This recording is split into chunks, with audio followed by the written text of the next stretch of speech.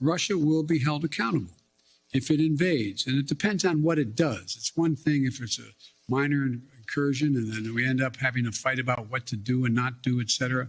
But if they actually do what they're capable of doing with the force amassed on the border, it is going to be a disaster for Russia if they further invade Ukraine, and that our allies and partners are ready to impose severe cost and significant harm on Russia and the Russian economy.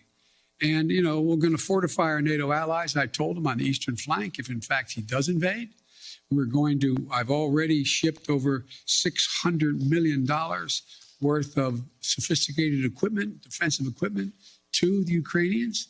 The cost of going into Ukraine in terms of physical loss of life for the Russians, they'll be able to prevail over time, but it's going to be heavy. It's going to be real. It's going to be consequential. In addition to that, Putin has a stark choice. Either de-escalation or diplomacy, a confrontation of the consequences. And look, I think you're going to see, for example, if they invade, they're going to pay. Their banks will not be able to deal in dollars. There are major things happening right now in this world that are not being properly communicated to the majority of the world. They are, of course, mentioned, and the media does tell everyone that these issues are building.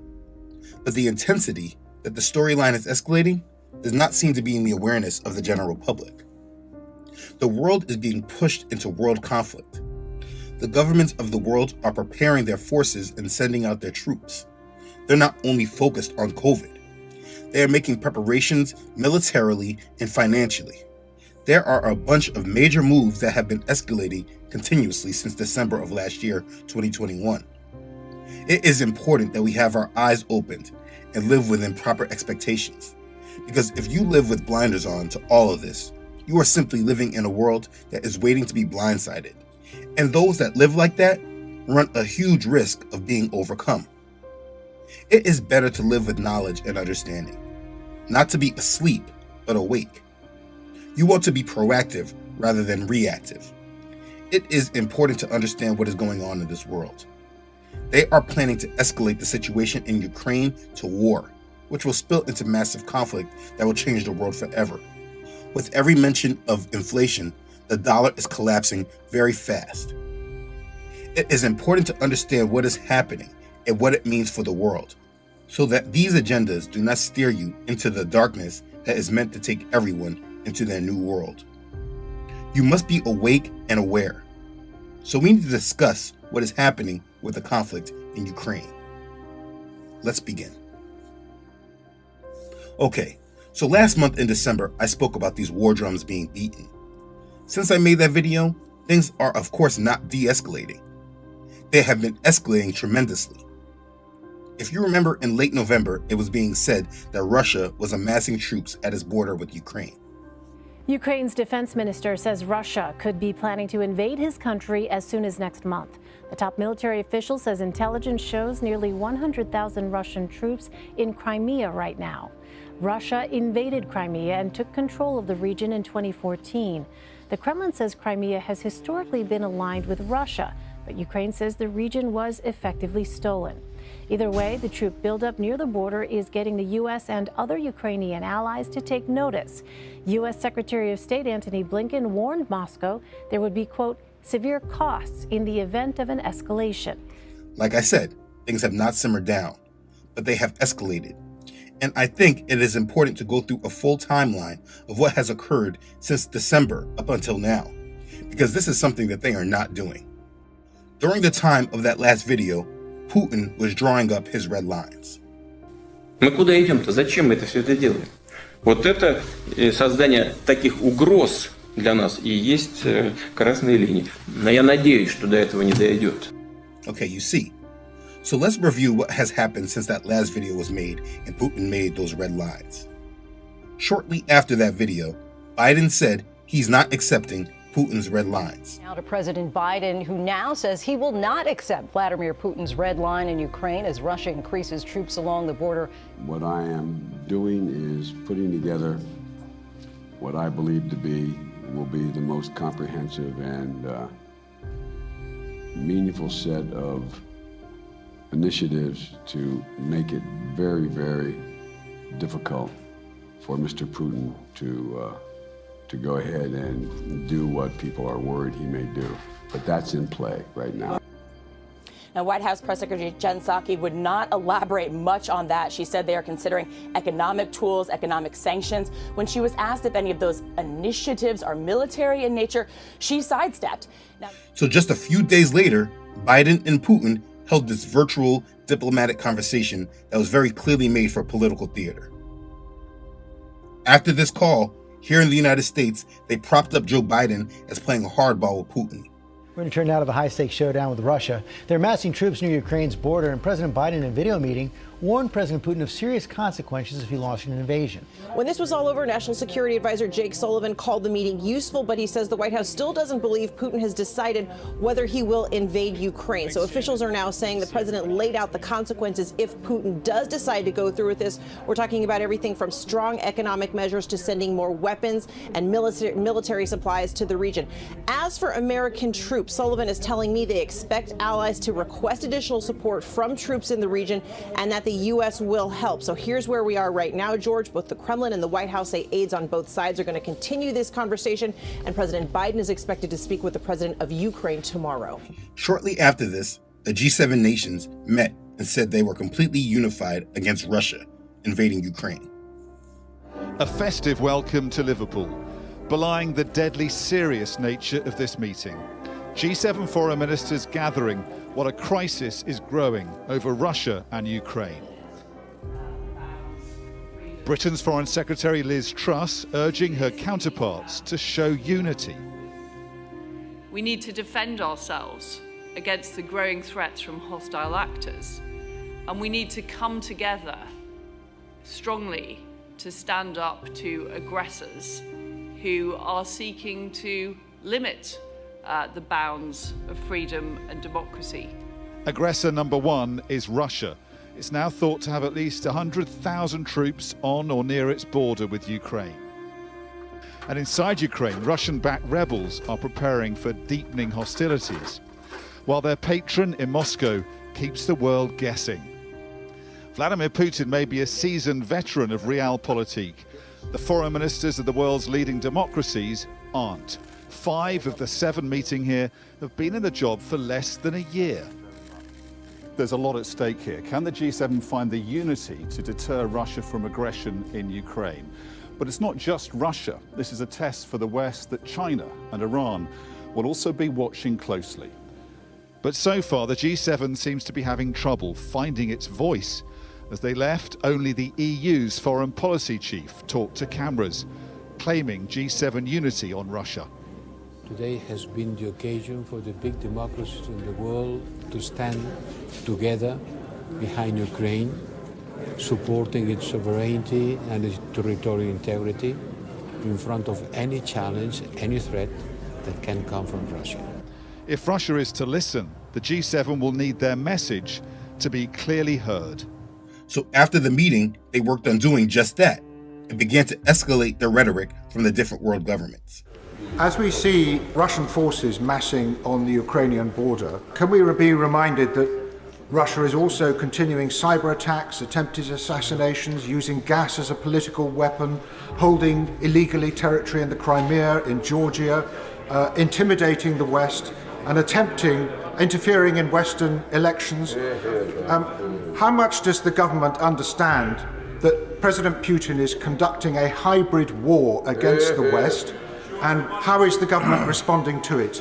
Excellent question. I thank my right honourable friend, and I'm afraid he is absolutely right in what he says, and he's also right to stress the particular urgency of the situation.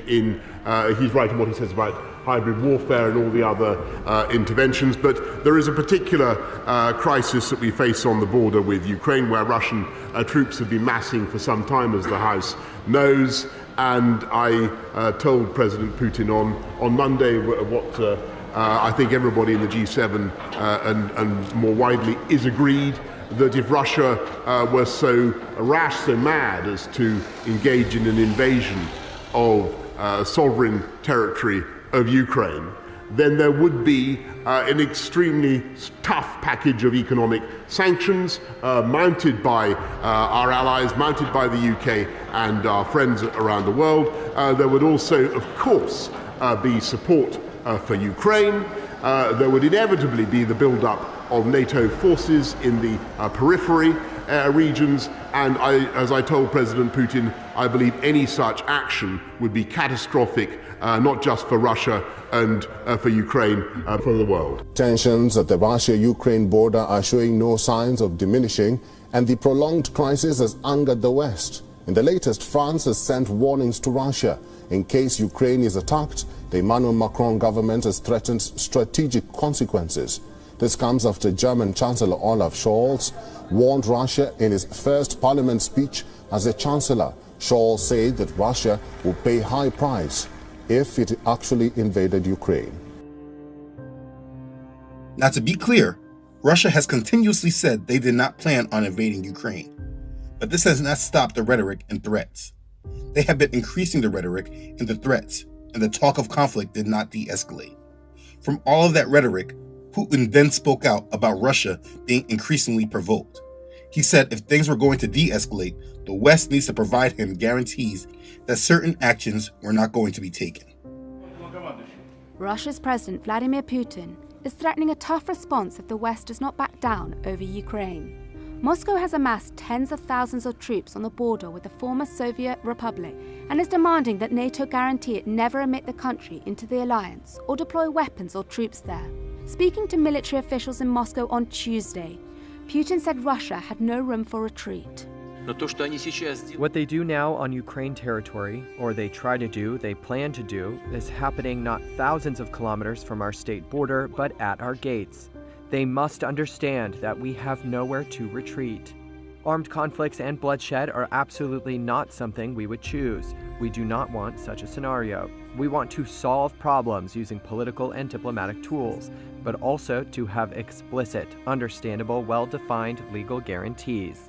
The US on Tuesday said it was preparing talks with Putin over his security concerns, but many of the Russian leader's demands are seen as non-starters by Washington and its partners. Karen Donfried, the US State Department's top diplomat for Europe, said Washington would continue to send military equipment and supplies to Ukraine. President Putin openly wielding a diplomatic carrot and stick at his news conference today. New satellite images this week show Russia's continuing military escalation on Ukraine's border.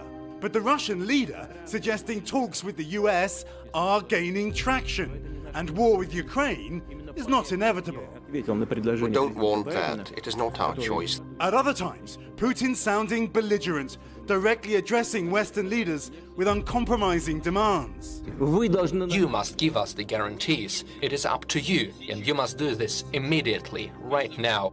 The Kremlin insists NATO abandon military activity in Eastern Europe and not admit Ukraine as a member, righting wrongs, Putin believes, from the Gorbachev era.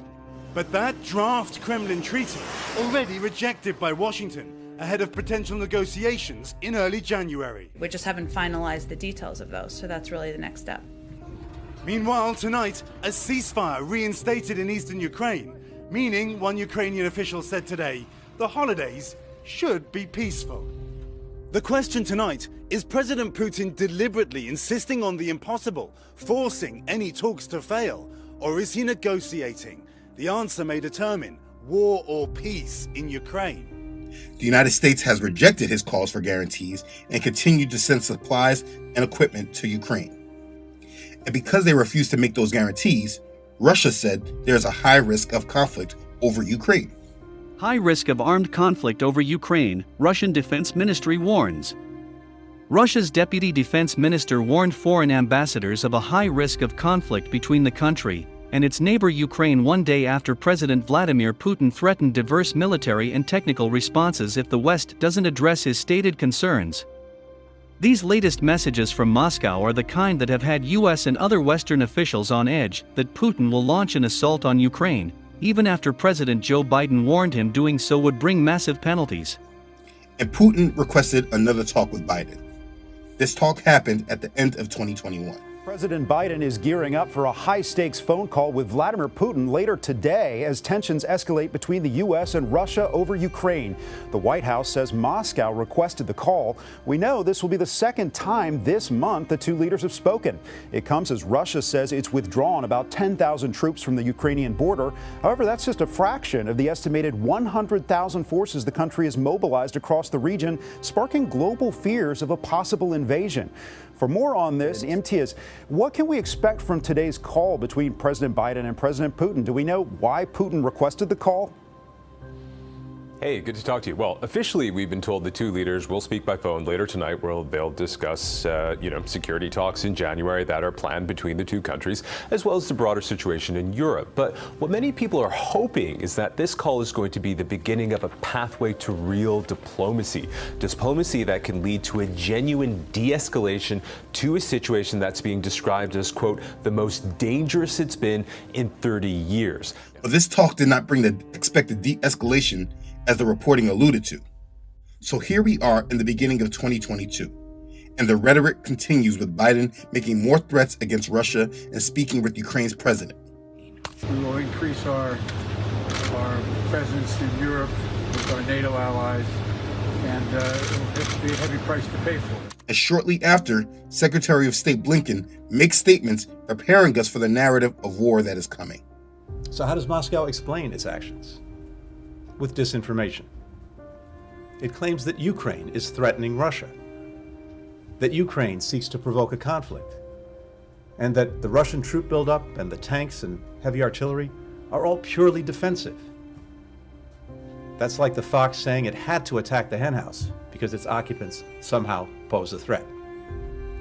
We've seen this gaslighting before.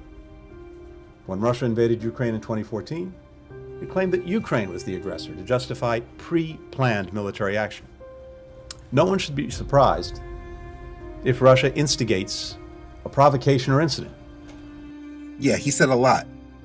He then went on CNN and did an interview with Jake Tapper as well, and said what was coming next was the test of the paths that this conflict could take. It's either diplomacy or conflict. To discuss the Secretary of State, Antony Blinken. Secretary Blinken, thanks so much for joining us. Let's start on these talks beginning tomorrow in Geneva. President Putin demanding that the U.S. pull some troops back out of Eastern Europe and rule out expanding NATO to include Ukraine. Are either of those on the negotiating table? Neither of those is on the table, Jake, but here's where we are. There are two paths before us. There's a path of dialogue and diplomacy to try to resolve some of these differences and avoid a confrontation. The other path is confrontation and massive consequences for Russia if it renews its aggression on Ukraine. We're about to test the proposition about which path President Putin's prepared to take. We have important conversations between us starting tomorrow, as well as at NATO, as well as at the Organization for Security and Cooperation in Europe. We're going to listen to Russia's concerns. They're going to have to listen to our concerns.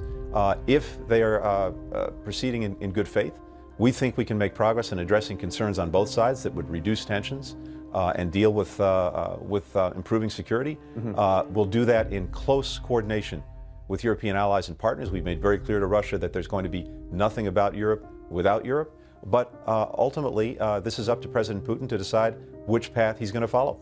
So over the next few days, Russia and NATO held those talks that Secretary Blinken said will be the temperature gauge to see what direction this conflict will be going. First face-to-face talks between NATO and Russia in 2 years are underway in Brussels as they try to diffuse tensions over Russian troops massed on the Ukrainian border. Let's show you the moment the two sides arrived for that meeting, with generals and diplomats rubbing shoulders as they prepared to sit around the table. Russia's Deputy Foreign Minister has described it as a moment of truth in relations between them. NATO members have repeatedly said they won't accept Russian demands, which include a halt to any eastward expansion of the alliance. So, how did this summit with NATO and Russia go? The U.S. and NATO rejected demands from Russia Wednesday during talks aimed at easing tensions in Eastern Europe. Russia wants to ensure Ukraine and other former Soviet nations are prevented from joining NATO.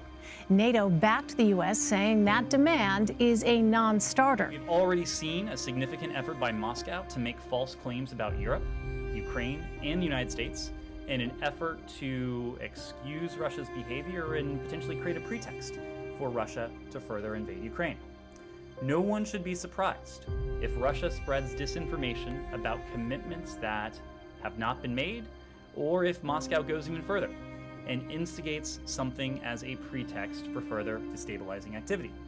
As you heard from the deputy this morning, we urge everyone not to fall for Moscow's continuing disinformation. This was not an easy discussion, but that is exactly why this meeting was so important. We had a very serious and direct exchange on the situation in and around Ukraine and the implications for European security. Well, the U.S. and its NATO allies appear to be no closer to resolving tensions with Russia over a military buildup at the Ukrainian border. High-stakes talks in Europe this week ended in an impasse. NATO has rejected several of Russia's demands, including a promise that Ukraine never be allowed to join the alliance. Moscow hasn't made any moves to pull back its troops from the border, and the White House is warning that the threat of a military invasion remains high. So Russia then begins military drills. Top focus this hour. 3,000 Russian troops conducted live fire exercises in western Russia on Tuesday, including areas close to Ukraine. This is according to reports filed by Interfax news agency. The announcement of the drills came a day after Russia and the United States held talks on Moscow's security proposals in Geneva. The meeting did not reach a breakthrough. Interfax quoted the Western Military District saying exercises will take place in Smolensk region near the Belarusian border and in the Voronezh, Belgorod, Bryansk regions closer to Ukraine. It also said that 300 units of military hardware would be involved. These exercises aimed at practicing firing from armored vehicles and firearms, organizing marches during active enemy sabotage, reconnaissance activity, and equipping strongholds. And then there was a supposed massive cyber attack on Ukraine. A cyber attack that knocked out several government websites in Ukraine on Friday is being seen as Russia's digital shot across the bow. While the origins of the attack have not yet been confirmed, U.S. officials are warning that Moscow is sending signals and apparently following a page from its own playbook as a prelude to an invasion of Ukraine. Troops remain ready on both sides of the border. And Ukraine has said very assuredly they believe Russia was behind the cyber attack. You believe Russia was behind this attack? 99,9%. So now we are in this current week of January 17th. And the week has started with pure escalation and anticipation for war, which has sparked me to put this all together. The United States has said that this Russian conflict is imminent and is set to begin within the next 30 days or so. So, as you all have heard us say many times, we are concerned that the Russian government is preparing for an invasion in Ukraine that may result in widespread human rights violations and war crimes should diplomacy fail to meet their objectives. As part of its plans, Russia is laying the groundwork to have the option of fabricating a pretext for invasion. And we've seen this before. We saw this before leading up to 2014, just to note, including through sabotage activities and information operations, by accusing Ukraine of preparing an imminent attack against Russian forces in eastern Ukraine, and the Russian military plans to begin these activities several weeks before a military invasion, which could begin between mid-January and mid-February. Again, but where things stand right now, President Putin has created this crisis by amassing 100,000 Russian troops along Ukraine's borders. This includes moving Russian forces into Belarus recently for joint exercises and conducting additional exercises on Ukraine's eastern border. So let's be clear. Our view is this is an extremely dangerous situation. We're now at a stage where Russia could at any point launch an attack in Ukraine.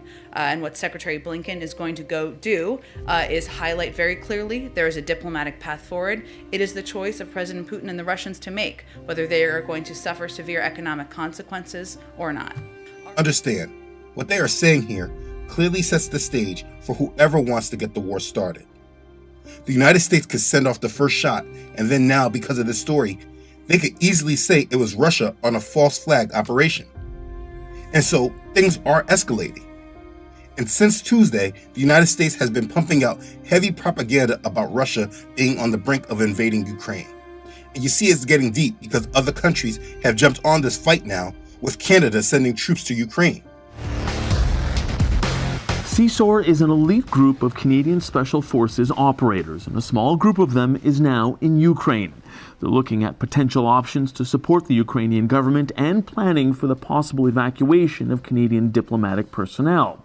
Sources tell Global News the deployment is part of an attempt by NATO to deter Russian aggression. Russia says its embassy in Kiev is operating as usual this morning, following a New York Times report that Moscow has been evacuating the families of staff in the Ukrainian capital. The Times cited a senior Ukrainian official as saying that 18 people, mostly family members of Russian diplomats, left Ukraine on January the 5th. Dozens of others followed. A U.S. official told the Times it had had that information that such evacuation was coming.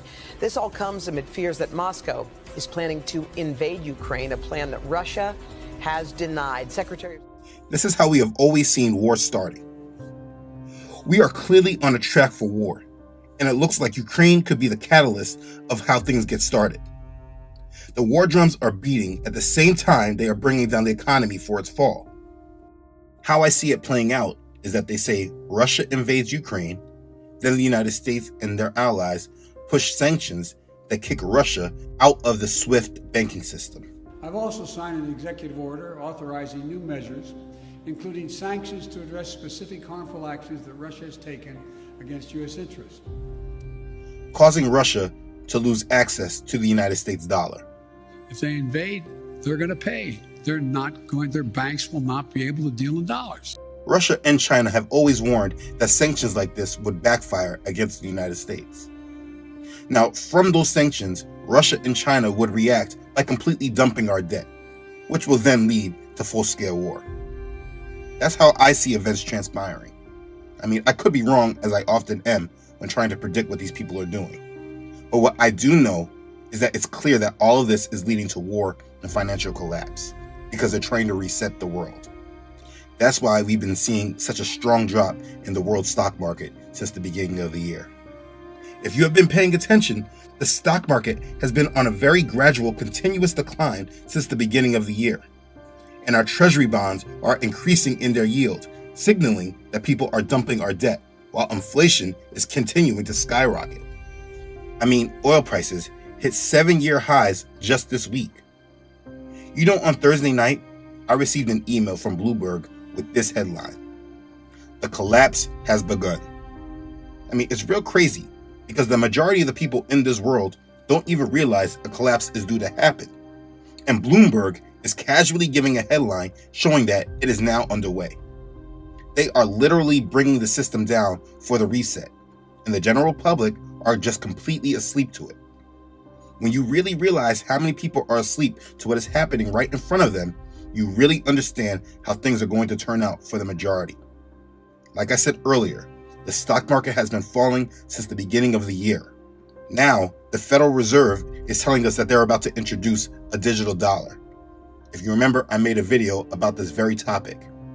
The United States is provoking war with Russia, China, Iran, and North Korea. And the value of our currency is reducing by the day. Inflation, inflation, inflation. The word of the year is inflation. This is something that has been reported over and over and over. Do not ever expect inflation to get better, but severely worse. Please understand that while they are saying inflation, they are actually speaking about the death of fiat currencies. The fiat currency system is collapsing. And right now, inflation is the convenient word to use that makes it seem controllable. Look at what's happening in Turkey. Please note and understand that the United States knew inflation was coming when they printed all of those trillions of dollars in stimulus during the start of the pandemic. And now they are going to try to raise rates, which is why we see our 10-year yield shooting high. It is important that you are paying attention and understand these key words that they are using, because when disaster strikes, there will not be a heads-up warning for preparation. You have been made awake to these things so that you are given time to be prepared and be ready. Understand, while the United States is provoking war with Russia and trying to curb rising inflation at home, while people are dumping the debt, they are still provoking war with China over Taiwan. This situation has not de-escalated as well. It just has taken a back seat in the news because of what is happening with Russia. Beijing just admitted that they have not ruled out the use of force on Taiwan. And Taiwan has said that the military threat from China against Taiwan is very dangerous. How serious is the military threat from China against Taiwan?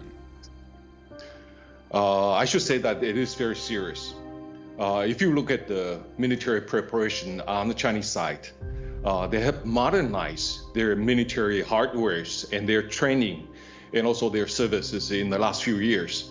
And if you look at the level of their military exercises around Taiwan, either in the air or on the surface, or their missile capabilities, it's been improving tremendously in the last few years. They made a lot of investment in it, and they also openly talk about invading Taiwan. So this is a situation we see. Then we have North Korea back at firing its missiles, accusing the United States of escalating tensions against them. The latest North Korean missile test, conducted under the watchful eye of Kim Jong-un, was never a threat to the United States. But right after it was launched, the FAA grounded airline flights at major airports in the West, from Seattle to San Diego and from Las Vegas to Honolulu. Hold the gate. They have a ground stop for all aircraft. Right now, they said don't let anybody move. Full operations resumed in less than 15 minutes, and airlines reported no major delays. But there were some confused pilots and air traffic controllers. Is it a security-related issue, or what, do we know anything? I honestly have been given no information at this time. I've just been given information that we're in a ground stop. The North Korean launch was immediately detected by satellites, and within minutes, the North American Air Defense Command inside Cheyenne Mountain in Colorado had determined it was not a threat to the U.S.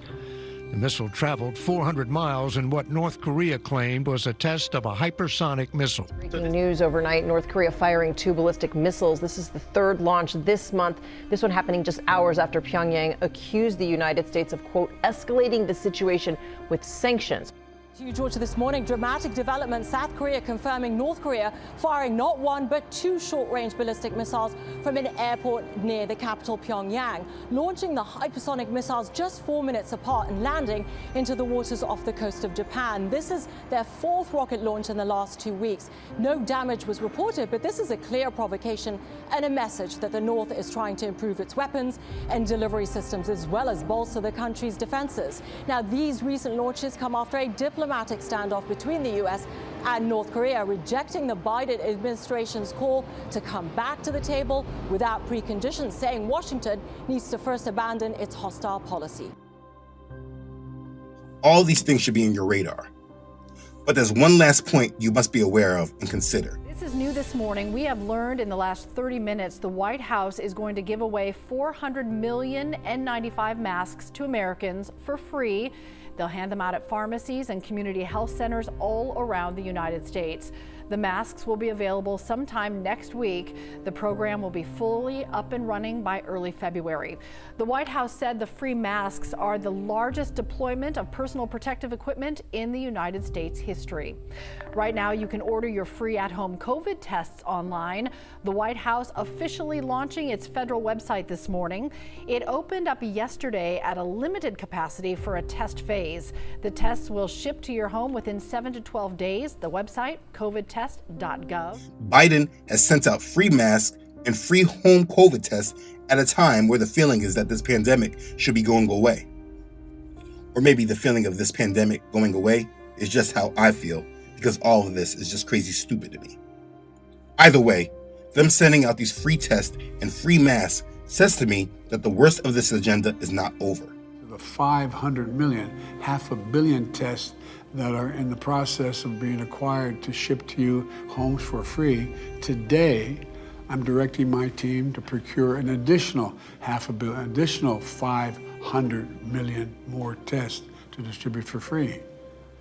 That means 1 billion tests in total to meet future demand. I expect the real part of this agenda to start taking place as they really start rolling out this new technology. I can't even say it today because you get censored. This morning, as AT&T and Verizon are launching their new ultra-fast 5G wireless service nationwide. So they have sent out the mask and the home test in anticipation for something greater.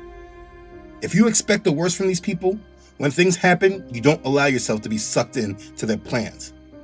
I believe it is very naive thinking to believe that they are sending out free masks and free home COVID tests at a time where they believe that the whole pandemic is de-escalating and going away. I think that's naive. It is important to understand what is going on, because while all these reports are being spread, the coverage is not very comprehensive, allowing the general public to have proper expectations of what is to come. We are moving towards war, and peace will be moved from the earth. We are at the beginning of sorrows. Yahushua told us of these things to come in Matthew chapter 24. It's important to understand his warnings and what he has said. Take heed that no one deceives you, for many will come in my name, saying, I am the Messiah, and will deceive many. And you will hear of wars and rumors of wars. See that you are not troubled, for all these things must come to pass, but the end is not yet. For nation will rise against nation, and kingdom against kingdom, and there will be famines, pestilences, and earthquakes in various places. All these are the beginning of sorrows. That's Matthew chapter 24, verses 4 through 8. Whatever happens, whether it is war, economic collapse, a high resurgence of what they call the virus, whatever it is, make preparations to be inside your homes for extended lengths of time. Make sure you have a proper supply of food and water in your home. Try to make it so that you do not need to go to the store for emergencies. I have made a video about preparing for the collapse. The link will be at the end of the video. I also have made a preparation list that you can download. That link is in the description box as well. Listen, we all must be awake and ready. That's the beauty of the power that Messiah provides us. The world is asleep, living in this strong delusion, and they can't see through the web of lies, distractions, and manipulations. But we are not asleep, and we are given understanding and discernment so that none of this is able to overcome us. These events are made to come upon us suddenly, without warning. And just like what happened when COVID suddenly came on the scene, they have plans that will be implemented to move further in this world agenda. Everyone should be very mindful of these conflicts brewing, because it will lead to a new world. You do not want to be blindsided and live not aware to the agendas that are taking hold. In order for their new world to come about, they are going to collapse this old world they have created. Everything they built will fall! And from the ashes of their world, we'll build a better one! This will be a reset of everything in this world. And if you're not spiritually and mentally prepared for it when it comes, you may be driven right into the darkness with them. This is a time where we live awake and focus on the promises of our Messiah. We live in his commands and do not let his day come upon us as a thief in the night. This world is moving aggressively against us all, keeping us distracted and unaware of the gravity of the situation that is coming toward us. We all must not be a part of their agenda, and we must be awake and living in strength and assurity and vigilance. Brothers and sisters, please stay awake and prepared. Stay in prayer. Stay in your faith. Stay in your convictions, resting on our Savior, who is the only one we can put our trust in. Remember, everything that is happening is all about making a world that he is completely out of. If you stay in him, resting and trusting on his promises, not living asleep to the world in front of you, you will overcome and endure over these things to come. You are now up to date on the narrative at hand. Stand up strong in your faith and be ready and be one that overcomes, because he has given you the power to do so. But take heed to yourselves, lest your hearts be weighed down with carousing, drunkenness, and cares of this life, and the day come upon you unexpectedly. For it will come as a snare on all those who dwell on the face of the whole earth. Watch therefore, and pray always, that you may be counted worthy to escape all these things that will come to pass, and to stand before the Son of Man. That's Luke chapter 21, verses 34 through 36. He told you very clearly. It is your job and duty to keep your heart and soul connected to Messiah. Keep your eyes fixed upon him, and let go of the cares of this life. Do not let his day come upon you unexpectedly, and he will take care of all that you need if you let him guide you through it all. You have been made awake and aware so that you can right now learn to trust him and rest on him. Make that your priority and put it into action now.